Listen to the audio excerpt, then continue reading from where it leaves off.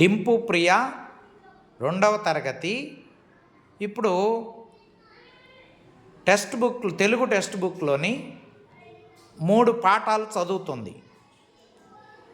కానిమ్మ.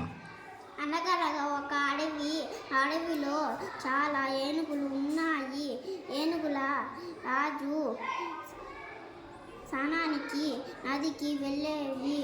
దారిలో ఏనుగుల కాళ్ళ కింద చాలా ఎలుకలు చనిపోతుండేవి. ఇది ఎలుకల రాజుకు చాలా బాధ కలిగించింది. అది ఏనుగుల రాజుతో మాట్లాడింది. మమ్మల్ని తొక్కకుండా జాగ్రత్తగా వెళ్ళండి అంది. మీకు అవసరమైనప్పుడు సాయం చేస్తానంది. ఒకరోజు ఏనుగులు నదికి స్నానానికి వెళ్ళేవి. అనుకోకుండా అవి వలలో చిక్కుకున్నాయి.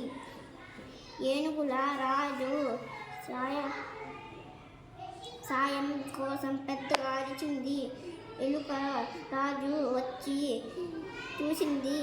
ఎలుకల రాజు తన పరివారాన్ని పిలుచుకొని వచ్చింది.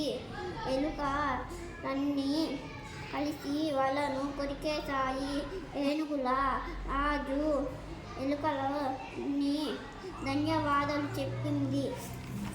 2వ పాఠం. తొందరపాటు తెచ్చిన తంట. ఒకరోజు రామయ్య సోమయ్య సంతకు వెళ్ళారు. అలసిపోయి ఒక చెట్టు కింద కూర్చున్నారు. పాయసం చేయడానికి ఏమేమి కావాలో అడిగాడు సోమయ్య. ఏమేమి కావాలో చెప్పాడు రామయ్య. ఇదంతా చెట్టు మీదున్న పిట్టలు విన్నాయి. పిట్టలు కూడా పాయసం చేసుకోవాలనుకున్నాయి. అవి కూడా సంతకు వెళ్ళేవి.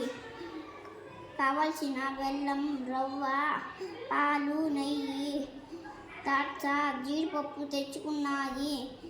చెట్టు కింద పిట్టలు పాయసం చేయడం మొదలుపెట్టి పాయసం కుతకుత ఉడికించింది.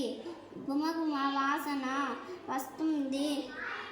పాయసం వాసనకు పిట్టకు నోరూరింది. ఒక పిట్టకు పాయసం రుచి చూడాలని చాలా కోరిక కలిగించింది.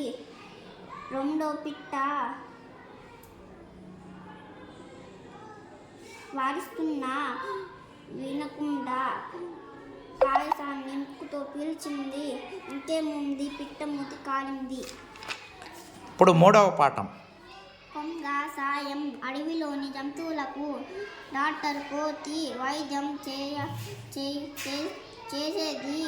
కోతి వైద్యం అంటే అడవిలోని జంతువులకు చాలా నమ్మకం.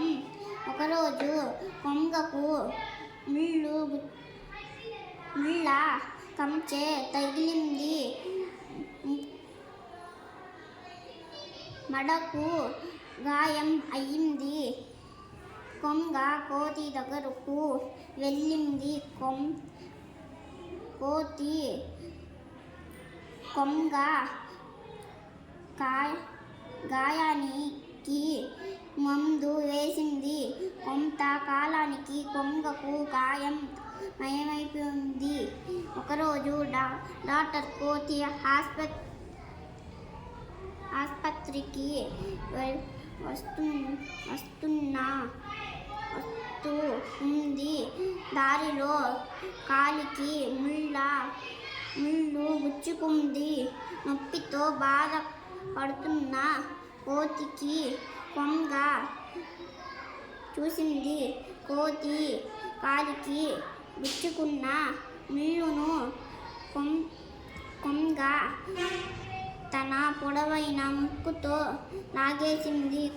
కోతికి నొప్పి తగ్గింది. సంతోషపడింది. Very good.